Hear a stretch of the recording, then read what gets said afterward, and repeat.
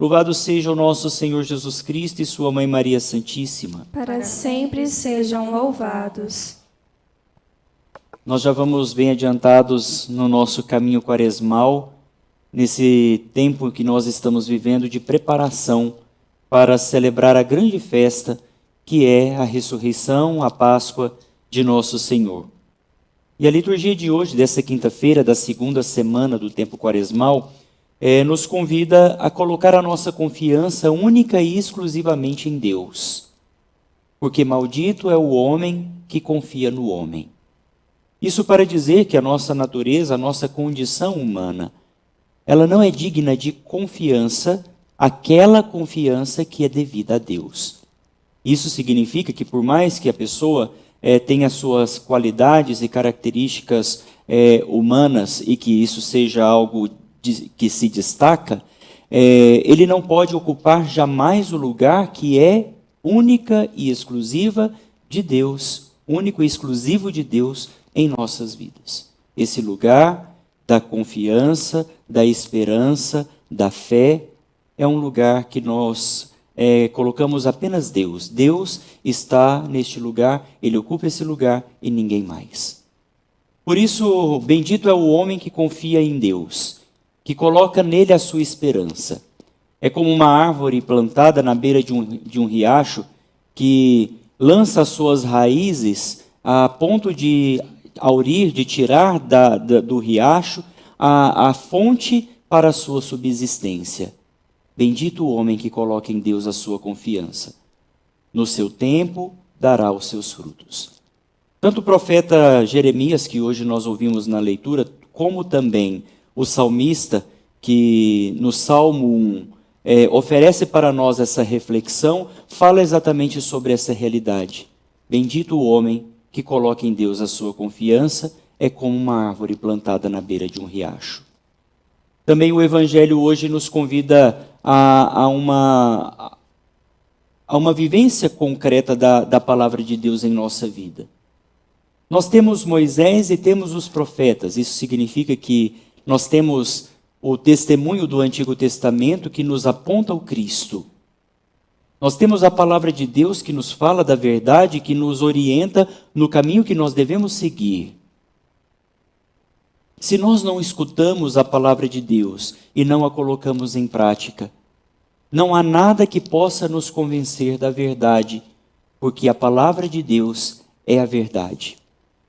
Hoje no Evangelho é apresentado para nós dois personagens muito importantes. Claro, tem outros mais, né? O pai Abraão, tem na história que Jesus conta, nessa parábola que Jesus conta, tem também dois personagens muito importantes.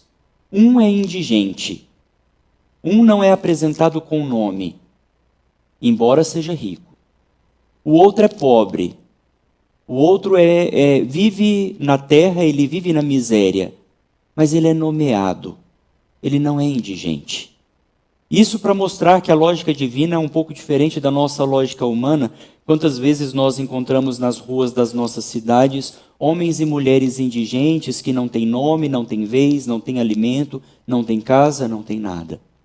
A condição de Lázaro era essa. Vivia a miséria, vivia a pobreza, nem mesmo aquilo que caía da mesa do rico ele tinha para poder comer, não tinha nada. Mas, diante de Deus, ele tinha os olhos do Senhor que se voltava para ele. O rico, por sua vez, tinha todas as regalias, tinha toda a comida necessária e mais do que isso, mas nem mesmo as migalhas que caía da mesa do rico, ele dava para o pobre, para Lázaro. E no Evangelho o rico não é nomeado. Havia também um rico que vestia de roupas esplêndidas, comia muito bem, se regalava com tudo o que tinha, mas não oferecia nem mesmo as sobras que caíam da mesa do rico, ele dava para o pobre comer.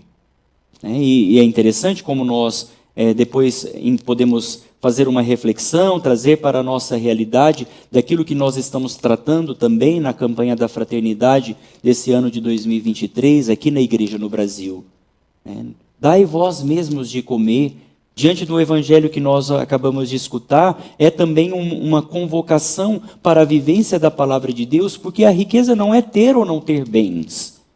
É o modo como nós nos portamos diante do Senhor. É o fato de ser ou não ser indigente, de ser ou não ser visto diante do Senhor, de ter ou não ter os olhos do Senhor voltado para nós.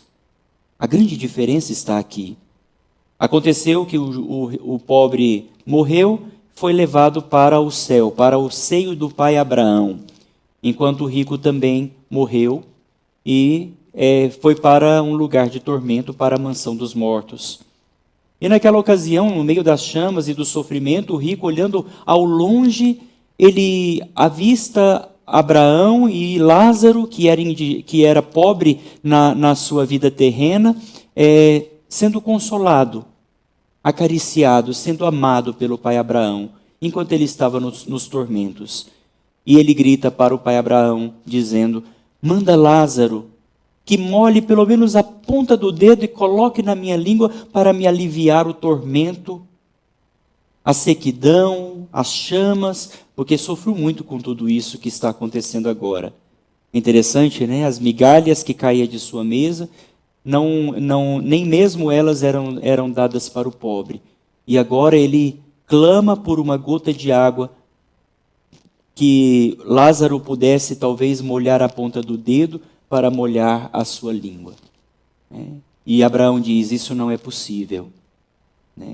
Não, ainda que alguém quisesse passar daí para cá ou daqui para lá, não é possível. Há um grande abismo entre as duas realidades, daqueles que fizeram a vontade de Deus e daqueles que não fizeram a vontade de Deus, daqueles que associaram a sua vida, a sua fé a uma realidade concreta e aqueles que deixaram passar a oportunidade de suas vidas para realizar o bem, o amor, a caridade na vida do outro. Então, Senhor, manda que Lázaro vá até os meus irmãos, a minha família, a minha casa, porque eles assim acreditarão, né? E de repente, ao acreditar na palavra, converterão os seus corações também, para que não venham também eles parar nesse lugar de suplício, de tormento. E Abraão disse, né? O pai Abraão disse: isso não é possível.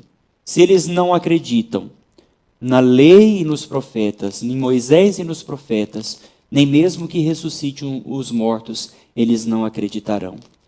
Isso significa, meus queridos irmãos e irmãs, que o parâmetro da nossa vida, o que nos faz de fato ser uma árvore plantada na beira do riacho, é nos alimentar, deixar que a palavra de Deus de fato nos ilumine, nos alimente, nos dê a graça de viver plenamente na comunhão com o Senhor. Louvado seja o nosso Senhor Jesus Cristo,